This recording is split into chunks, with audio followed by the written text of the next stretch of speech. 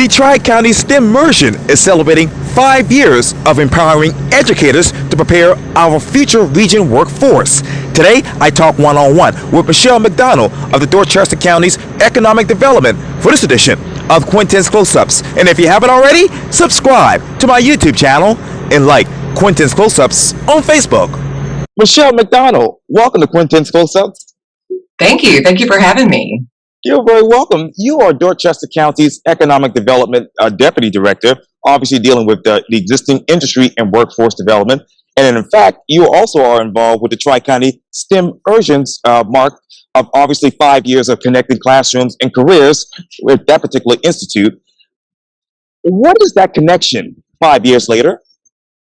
You know, it has just continued to grow. STEMersion is a huge piece of connecting business and industry directly with the schools, directly with the educators, directly with the gatekeepers that are really connecting with our future workforce. Over the last 5 years, although it may have started as a pilot program here in Dorchester, it has grown to incorporate also Berkeley and Charleston County because of its success and the need and the want and the understanding that we are one region, and it's really going to take all of us to come together to make sure that our future workforce understands how these STEM skills are applied in the real world and in the workforce.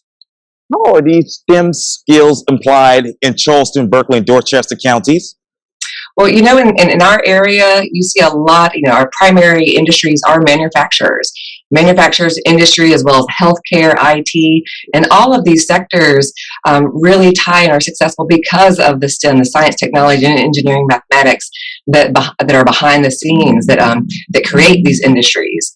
So what STEMersion does is it brings in educators and counselors into the business and working with industry to see hands-on what it looks like, to roll up their sleeves and really get on the line to learn how to, you know, what that fabrication looks like and how even manufacturing has moved into automation, robotics, mechatronics.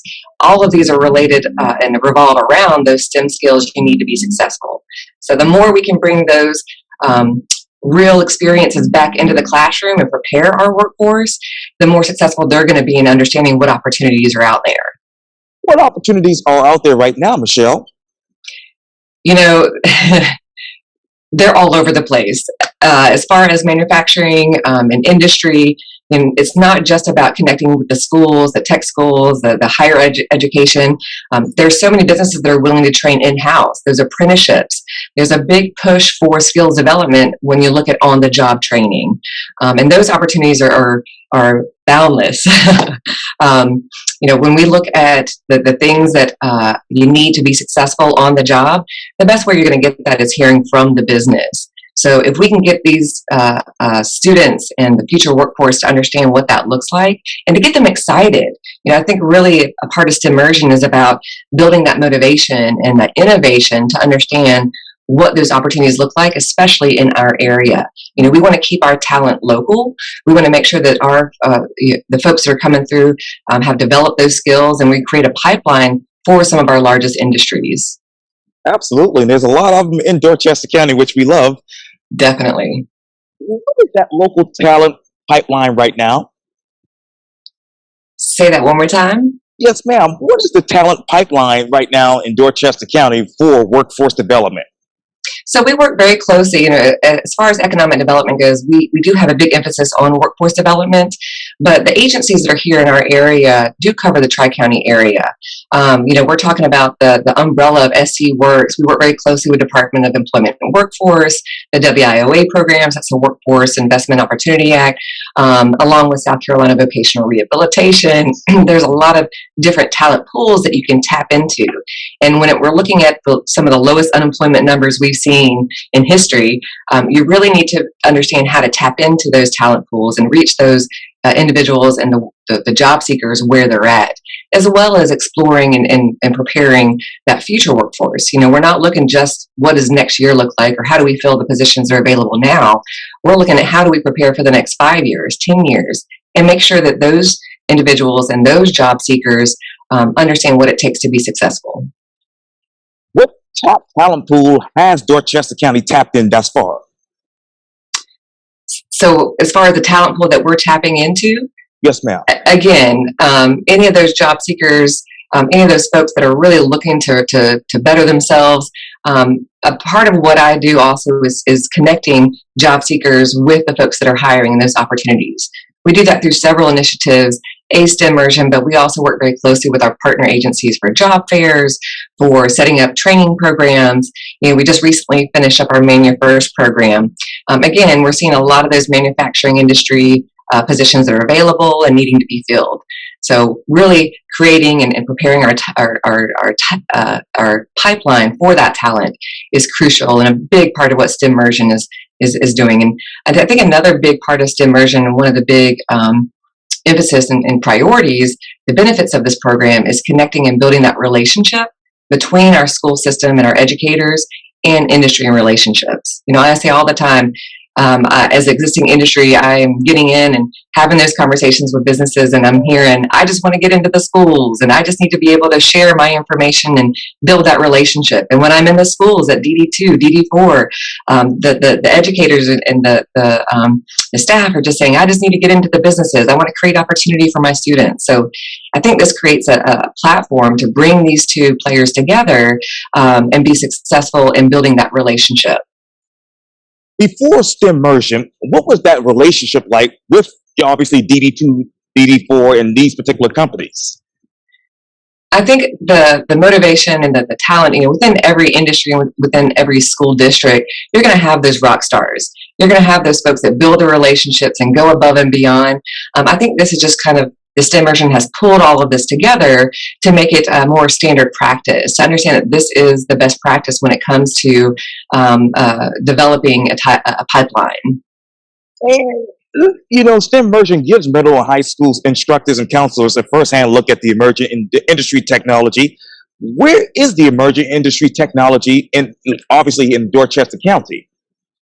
Well, I'm not sure if you're aware, Dorchester County right now has about 80 manufacturers just here in Dorchester County.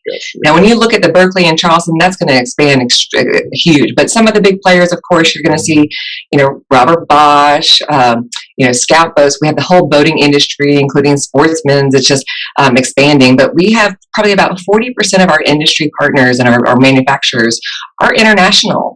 So you're going to see folks from India and Germany. Keon, right here off 78, has really looking for expanding and pulling in additional talent to meet some of that need. So there's a lot of skill needed, and I think the STEM skills behind that is how STEMersion is going to help build that talent.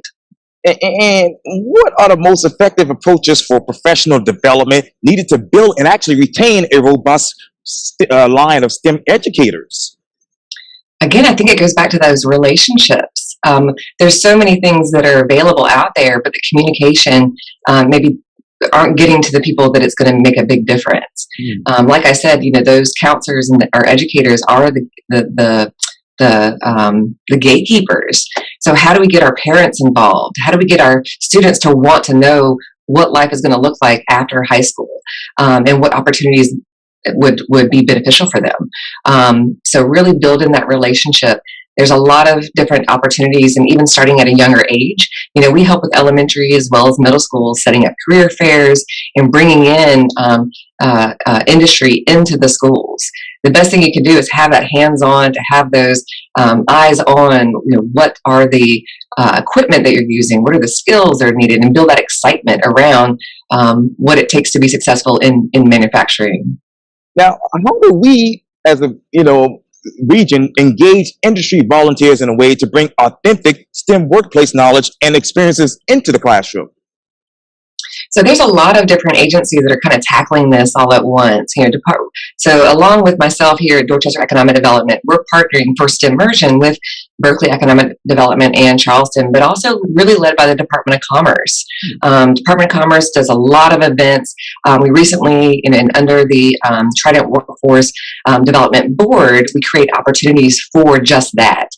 We recently had our Youth Expo. We had over 500 students log in. That was a virtual event to bring, again, industry together into the classroom. Some of those short-term opportunities, but knowing who those players are and connecting with the the individuals that would be able to introduce you and set up those introductions and pull you in, pull the businesses in when we have things like the EPIC seminars to introduce parents to what industry looks like.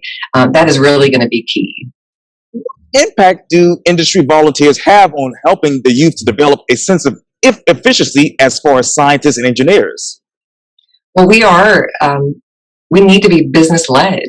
We've got to be able to move at the speed of business when it comes to workforce development, understanding what is out there.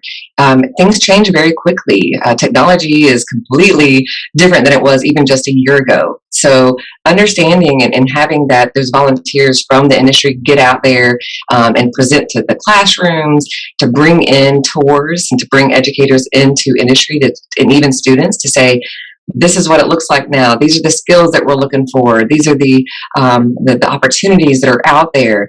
It's ongoing and ever changing. So really just understanding how important that is going to make sure that it's benefiting the business and growing that talent pool and workforce development, as well as meeting the needs of those businesses. Wow. Okay. How do you want to grow that particular talent pool in the next 5 to 10 years? So honestly, a big piece of that, on top of the advanced skills and the skills development, which a lot of our businesses are saying, hey, we'll teach them, we'll give them the training they need to be successful, we'll get them certified, we'll pay for them to go to school. But on top of that, a big thing of what I'm hearing is the soft skills. And I think that is something we are starting to tackle within STEMersion as well. Those soft skills, when we're talking about communication, work expectations, work etiquette, understanding that, when you're using machinery, you can't be on your phone. And some of those basic competencies that we're seeing that need to have some improvement out there. And how can the nation's burgeoning cyber infrastructure be harnessed as a tool for STEM learning in classrooms and informal learning environments? Say that one more time. Yes, ma'am. How can the nation's burgeoning cyber infrastructure be harnessed as a tool for STEM learning for inside the classrooms and in informal learning environments? So cyber IT, a lot of us are moving to the virtual realms. But the opportunities, again, are boundless, are out there. A lot of the schools are creating those robotics and those clubs within the schools. There's a big push, and again, IT is one of the information technology is one of those sectors that is very high in demand. The state, South Carolina itself, has a lot of different initiatives that are going on, like SC Cyber, to connect people directly with the trainings and availability and the skills that you need, and getting providing a platform and an opportunity for those students, or even somebody that's interested in programming to learn, okay, this is what it's about. SC Codes, there's a lot of different initiatives that the state is putting out there just to get individuals to wrap their heads around what it would look like. Absolutely. Okay. What are the knowledge, skills, and depositions that students need in order to participate productively in the changing STEM workforce and be innovators, particularly in the STEM-related networking of computing and information and communication technology areas? So again, those skills, a lot of those are going to be taught when it comes to programming or security, networking, your CompTIA certifications specific to IT. Those are all very much in demand and in need. But again, to build that innovation and that excitement, it's building that connection, interest in building those introductions and having the relationship so that when things are going on at or in the schools and in the hospitals, or there's opportunities to have those, to be a part of those programming experiences, it's not waiting until after high school. It's getting involved earlier and earlier. And obviously, the local STEM-focused companies include Bosch, Boeing, and NIWC Atlantic shared, obviously, insights and trends in the workforce development with their 2021 cohort. What are the biggest drivers of those workplace trends and insights? When you say biggest drivers for the need? Yes, ma'am. The trends and insights of those. So when we're looking at labor market information, we're looking at where the jobs are available according to the data that's coming out from the Department of Employment and Workforce. That labor data really pushes where the jobs are, what the supply and demand looks like, even the changing wages and information. So again, getting that information out there and that communication piece is key. Understanding where those opportunities are, that will help us kind of engage and push that talent forward to know what's available. And this might be a complicated question, Michelle, but what engineering design process is used to solve those types of problems? So solving by design, part of that is STEMersion, and that's what we're kind of tackling. This thinking with your hands type of opportunities, that critical thinking.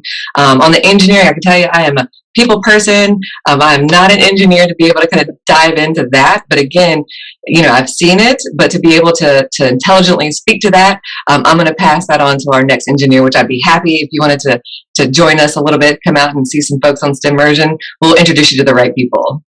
And obviously, a big talk these days around the world is all about diversity. What is the diverse about most of those STEM subjects that are being taught in the classroom? The diversity between the STEM skills. Yes, ma'am. So the way that we're able to help create and kind of target those the skills within the industry and bring that back into the classroom in STEMersion, we actually create industry huddles. So we're the experts, not necessarily the folks, the agencies, the people that can tell you all about the labor market and what's out there, but more of what that looks like in the workplace. Those skills.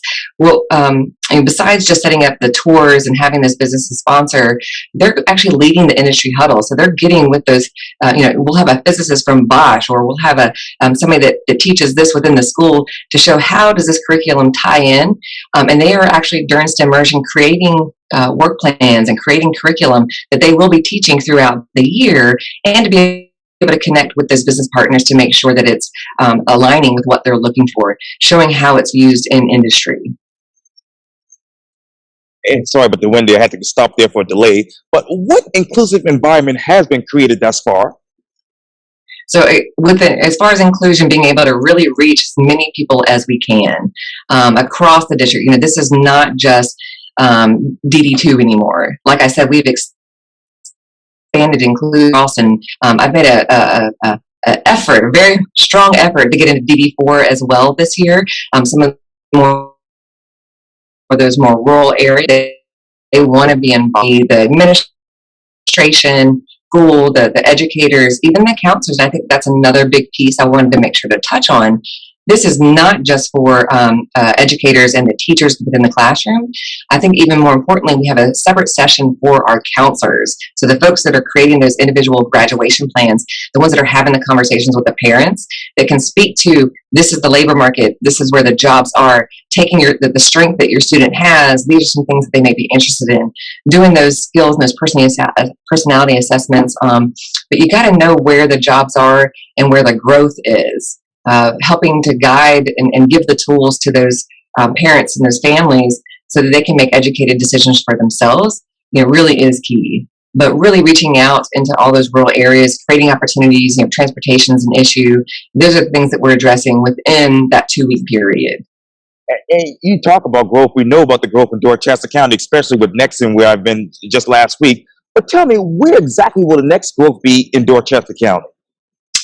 That is a great question. It is continuing to come. There's opportunity zones that there really is not so much space available left in Somerville or even the Jedburgh area that's been built up, but that's moving up into the St. George area. The Harleyville, the Bridgeville. Yes. Those are those new opportunity zones where we're seeing a lot of growth, a lot of new opportunities, and infrastructure. Where is the infrastructure so that this growth can move into, Holly Hill and Jedburgh? And I know a lot of people don't like that, but well, if you've tried to drive up 78 in the last couple months, you've seen a lot of it happening already. But not just the road. When we talk about roads and construction infrastructure, we're talking about to waterways. Recently, I'm sure you've heard of the groundbreaking for the Winding Woods water tower. So the things are happening, and we're trying to really think ahead about what that area is going to look like in the coming 5, 10, even 30 years. And this might be a relevant question, Michelle, but what STEM lessons that have actually helped to address some of today's everyday problems? So how is STEM addressing everyday problems? Yes, ma'am. Every time you walk into the door, every time you walk into the hospital, every time anything that you go out and purchase something, even within that supply chain, there are innovation and those STEM skills that are behind everything that you see in advancement. We are past our fourth revolution, industry revolution, when it comes to automation. Especially, I think we've seen a lot of this happening within COVID of the last couple of years, of new technology making life easier and more efficient. At the same time, making sure that we hold on to those personal relationships and connections. So, just like right now, being able to see you here is not something we maybe would have thought of a couple of years ago. Yes, and when COVID first arrived, I was very adamant about not doing Zoom. I always wanted to do in-person interviews, but now it's easy. Thank God for that. But let me ask you, how has new technology made Dorchester County more easable, more livable, more accessible? Well, so I can speak to the economic development side of things. Okay. I have to give my hat off or tip my hat off to our team, our development team. John Trulock is our director, and Joe, our project manager, have done an amazing job even during this past couple of years with adding that technology to recruit new businesses to the area.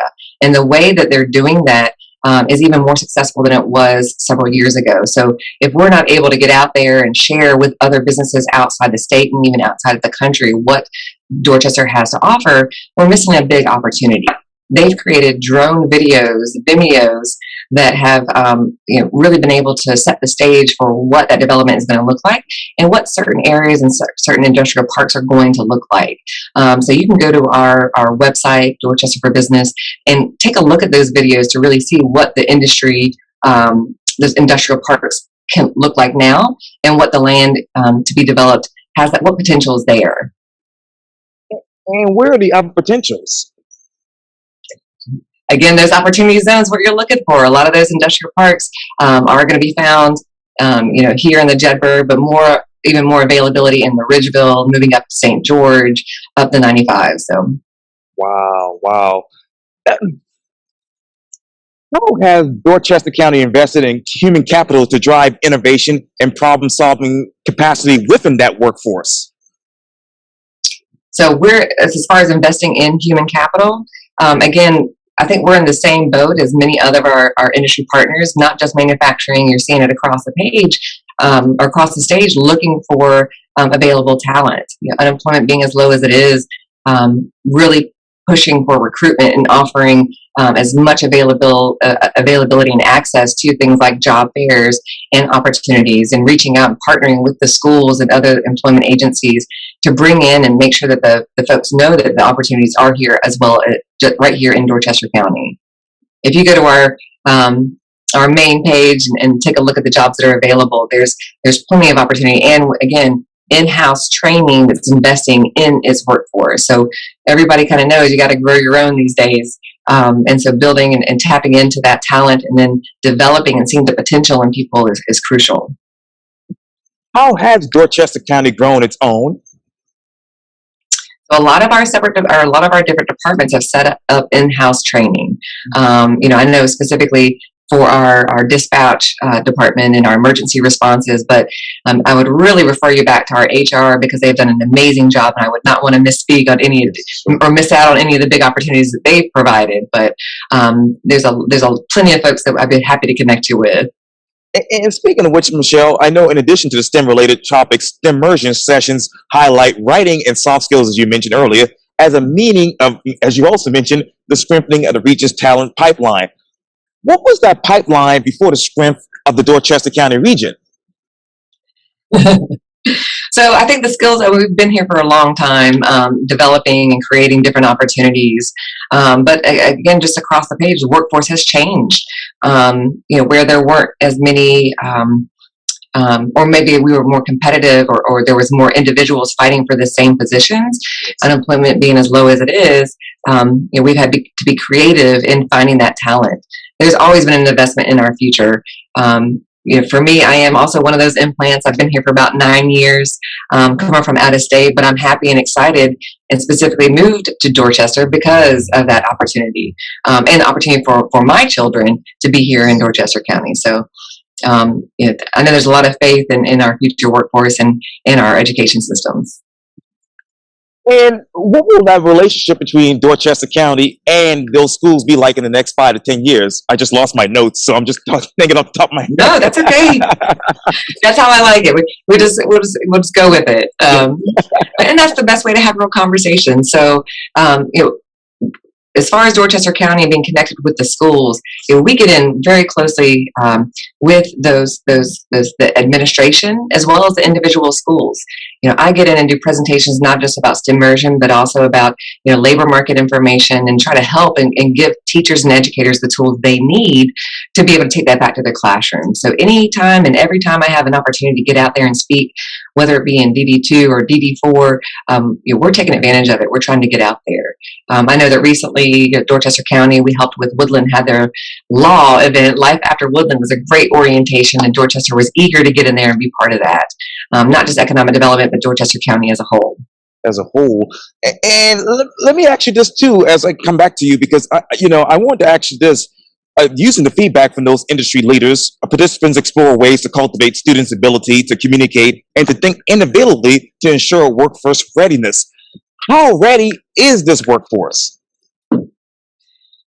So we could always be more ready. We could always invest in our future and have a deeper understanding of where the improvements can be, where our successes can be, as far as how ready our workforce is. Well, after STEMersion, after getting this information, they're only going to be more ready. Wow. And how do you reimagine the role of technology in education a decade from now? So when it comes to education, I'm a little old school. I like the teacher face to face. Yes. But again, the things that are happening, the innovation that's out there, I hope it is making things more efficient and connecting and building. My key and what I think is most important for our students is really building that innovation, trying to help them understand and get excited. And build excitement through those relationships, whether it be with industry, education partners, agency, our employment agencies that are actually in the schools. There's a lot of focus on youth and development. I know that obviously you are Dorchester County's Economic Development Deputy Director, but how has STEMersion, Michelle, changed you personally? So this is one of the big events that I get excited about every year.